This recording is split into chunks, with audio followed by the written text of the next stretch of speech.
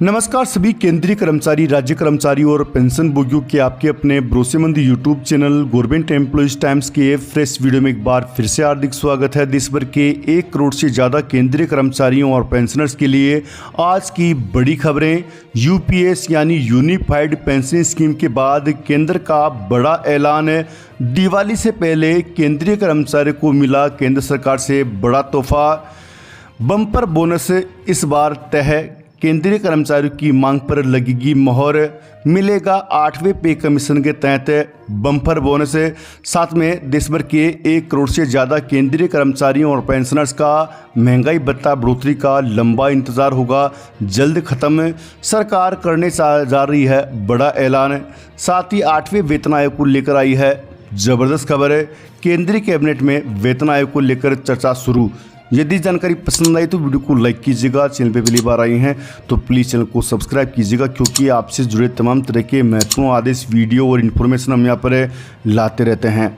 दोस्तों, वीडियो को लाइक करना बिल्कुल ना भूलिएगा। आपका एक लाइक में मोटिवेट करता है महत्वपूर्ण इन्फॉर्मेशन खोज लाने के लिए। तो अभी अपनी तरफ से प्यार भरा लाइक अवश्य कर दें। साथियों, जैसा कि आप सभी जानते हैं, कल 26 सितंबर है और इस 26 सितंबर को NMOPS के द्वारा जिला स्तर पर पुरानी पेंशन बहाली के लिए धरना प्रदर्शन और आंदोलन किया जाएगा। तो आपसे हाथ जोड़ के निवेदन है, कल समय निकालकर आप अवश्य जिला मुख्यालय पर पहुंचें और ओल्ड पेंशन स्कीम के समर्थन में अपना पक्ष रखें। तो पहली बड़ी खबर की बात कर ले तो केंद्रीय कर्मचारियों और पेंशनर्स को केंद्र सरकार की तरफ से एक और बड़ी खुशखबरी मिलने वाली है। यूपीएस के बाद अब डीए में 3% बढ़ोतरी का ऐलान केंद्रीय कैबिनेट जल्द करने वाली है।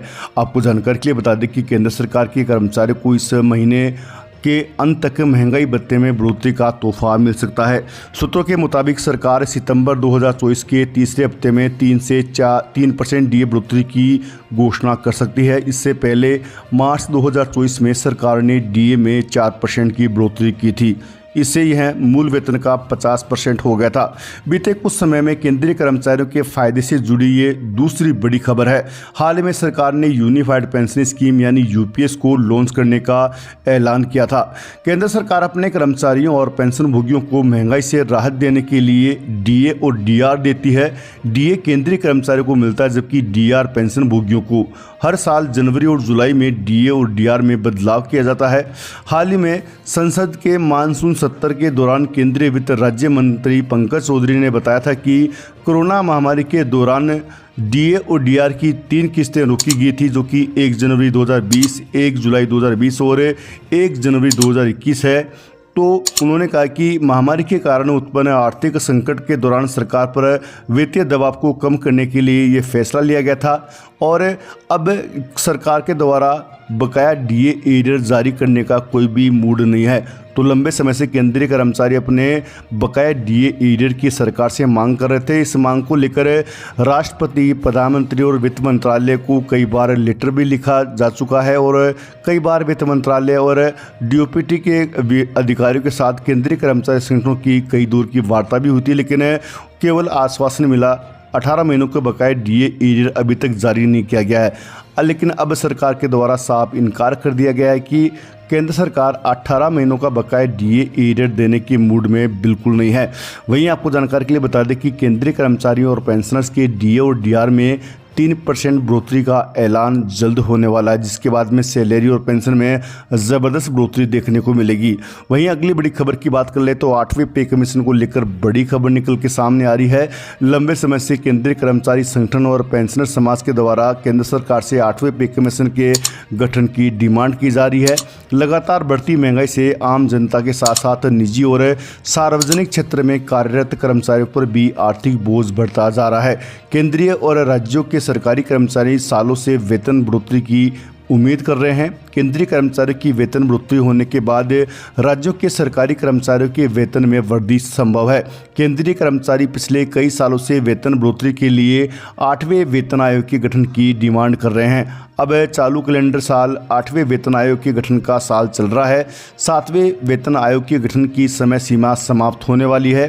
तो केंद्रीय कर्मचारियों के वेतन में बढ़ोतरी के लिए सरकार 8वें वेतन आयोग के गठन को लेकर क्या करने जा रही है और कब कर्मचारियों और पेंशनर्स का वेतन और पेंशन बढ़ेगी। तो आपको बता दें कि केंद्रीय कर्मचारियों की सैलरी बढ़ाने के लिए सरकार ने साल 2014 में 7वें केंद्रीय वेतन आयोग की सिफारिशों को लागू किया था।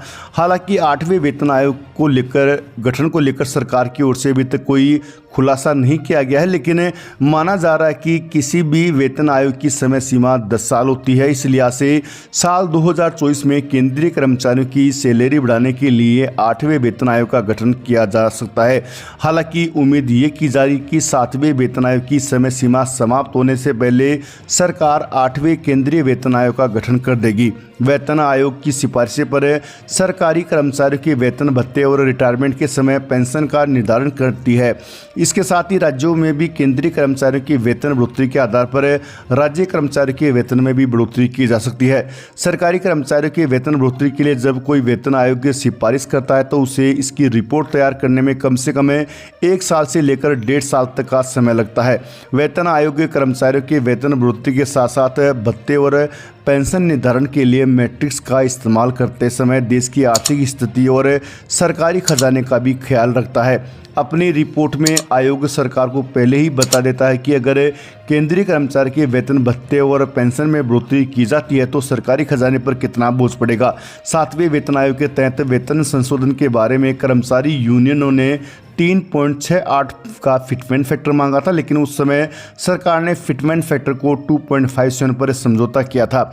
हालांकि सरकार ने अभी तक 8वें केंद्रीय वेतन आयोग के गठन को लेकर कुछ स्पष्ट नहीं किया है। संसद के बीते कई सत्रों में विभिन्न राजनीतिक दलों के सांसदों की ओर से पिछले 2-3 सालों में कई बार सवाल पूछे गए, लेकिन उसके जवाब में सरकार ने हमेशा यही कहा कि अभी इस प्रकार की कोई योजना नहीं है। लेकिन वर्तमान राजनीतिक और चुनावी परिप्रेक्ष्य में ये उम्मीद की जा रही है कि इस समय देश के कई राज्यों में विधानसभा चुनाव होने हैं।